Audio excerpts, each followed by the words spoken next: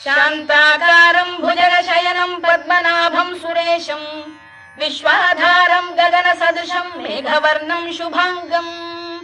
లక్ష్మీకాంతం కమలనయనం యోగి హృద్ధ్యానగమ్యం వందే విష్ణుం భవభయహరం సర్వలోకైకనాథం మేఘశ్యామం పీతకౌశేయవాసం శ్రీవత్సాంకం కౌస్తుభోద్భాసితాంగం పుణ్యోపేతం పుండరీకాయతాక్షం విష్ణుం వందే సర్వలోకైకనాథం నమః సమస్తభూతానామాదిభూతాయ భూభృతే అనేక రూప రూపాయ విష్ణవే ప్రభ విష్ణవే సశంఖ చక్రం సకిరీట కుండలం సపీత వస్త్రం సరసీరుహేక్షణం